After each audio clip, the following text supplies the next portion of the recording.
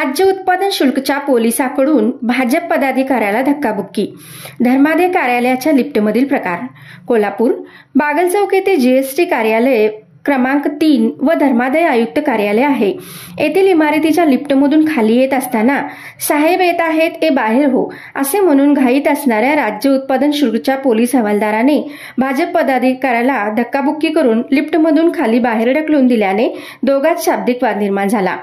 यावेळी पश्चिम महाराष्ट्र देवस्थान समितीचे सचिव शिवराज नायकवडे यांना ज्योतिबा मंदिरावर सुरू असलेल्या भोंगळ कारभारावर कारवाई करण्यासाठीचे निवेदन देण्यासाठी गेलेल्या भाजपा शिवाजी पेठ मंडळ अध्यक्ष प्रकाश सरनाईक हे आपल्या सहकार्यासमवेत इमारतीच्या सामान्य लिफ्टमधून खाली येण्यासाठी लिफ्टमध्ये आत प्रवेश करत असताना पहिल्यापासून लिफ्टमध्ये उपस्थित असणारा केंद्रीय उत्पादन शुल्क पोलीस हवालदार बाळासाहेब पाटील याने सरनाईक यांना ए बाहेर हो साहेब येत आहेत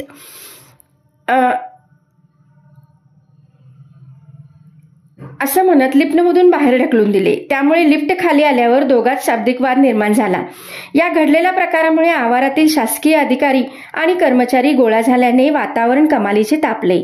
सध्या देशात व राज्यात भाजपची सत्ता असताना पोलीस पदाधिकाऱ्यांवर असा वर्दीचा गैरवापर करत असतील तर सामान्य जनतेचे काय असा प्रश्न उपस्थित होत आहे. ग्रामदेवता प्रतिनिधी मुरलीधर कांबळेसह कल्याणी चव्हाण.